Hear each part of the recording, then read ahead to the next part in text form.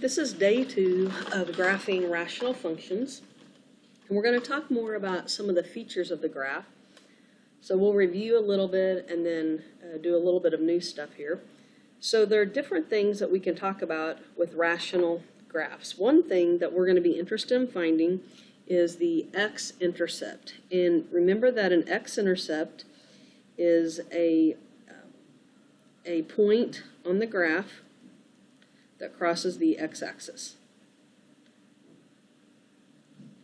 And so if it's an x-intercept, then that means that it's going to lie on the x-axis. We're going to write it as an ordered pair, but the y value is going to be 0, and then you'll have some number for x. For the y-intercept, that's where it crosses the y-axis. So to find the y-intercept, we're going to put a 0 for x and see what we get for y. We've also talked about horizontal and vertical asymptote. The horizontal asymptote is a line that the graph approaches as it moves from the origin.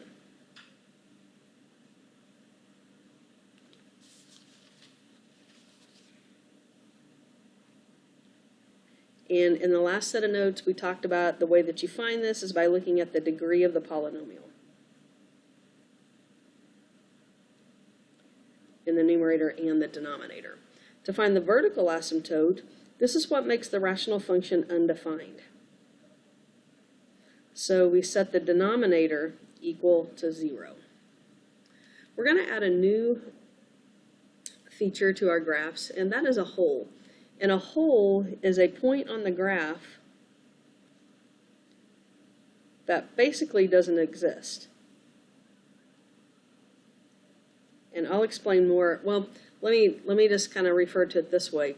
It's like if you had a graph and the graph was going along, but when you got to a certain place, there was an open circle and then the graph kept going. So it'd be something like that. So to determine the hole, we're going to factor the numerator and the denominator.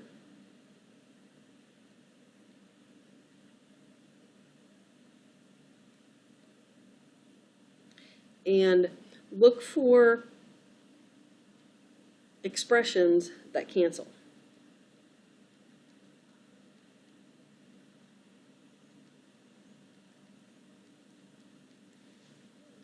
Look for expressions that cancel.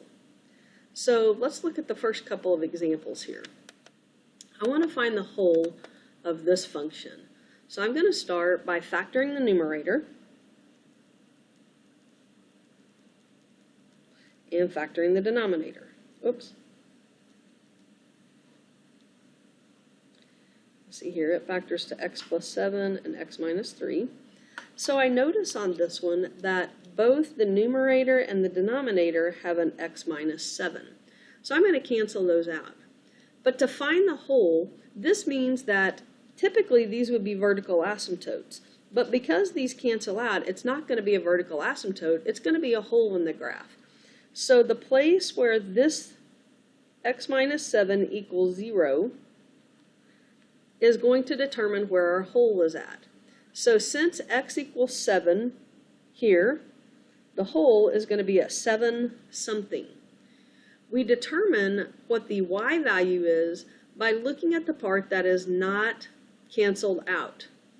So I'm going to go to the part that's not canceled out, the x plus 7 and the x minus 3, and I'm going to put a 7 where the x is. So on top, I get 14, and on bottom, I get 7 minus 3, which is 4.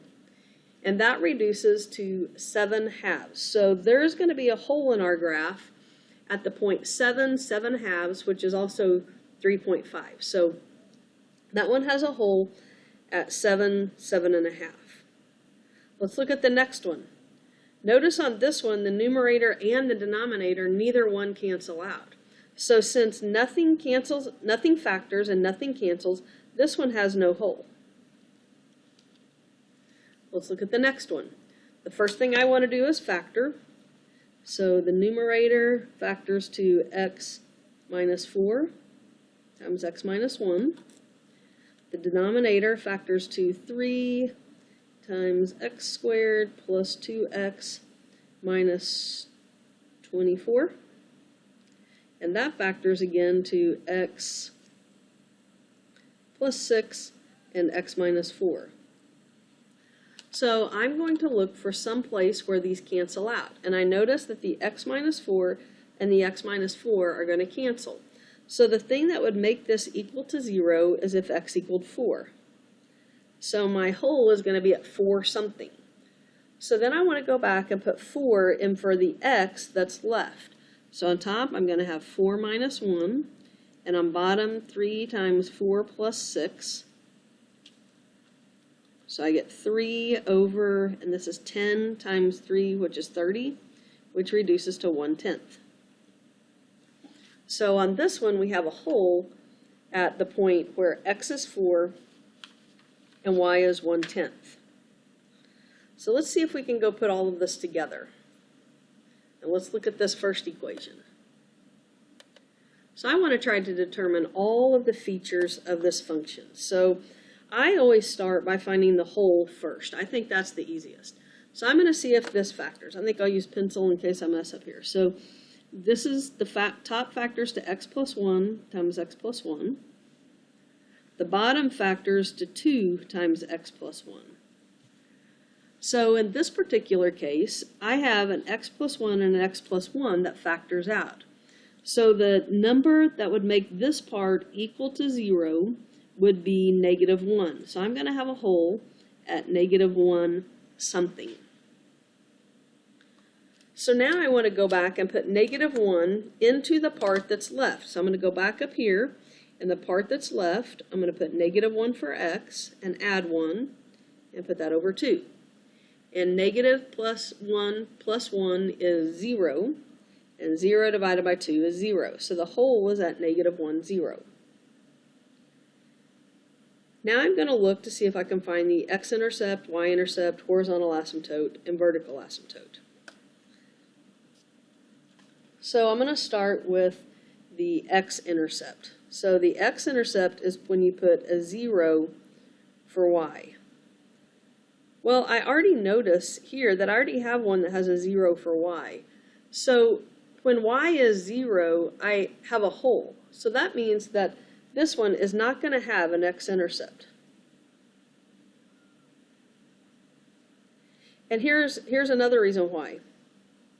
If I go up here for the x-intercept and I put a 0, let's see here, put a 0 for the y, that makes the top equal to 0. And so you get -1 for x anyway. So this one has no x-intercept.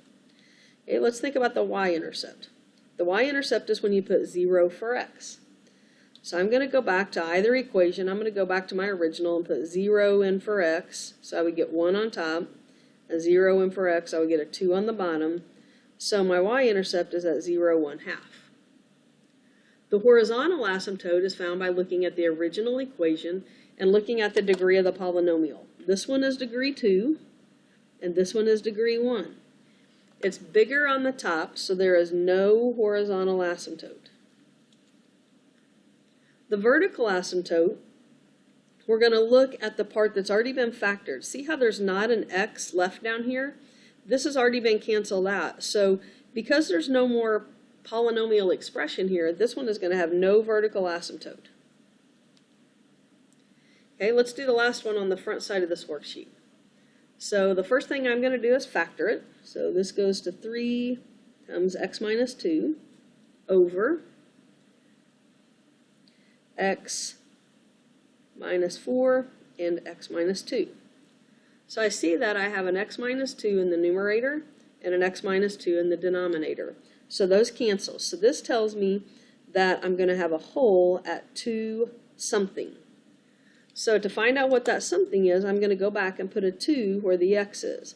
So I'll have 3 over 2 minus 4. So 3 over -2. So the whole is at -3 over 2, or -1.5. Let's find the x-intercept.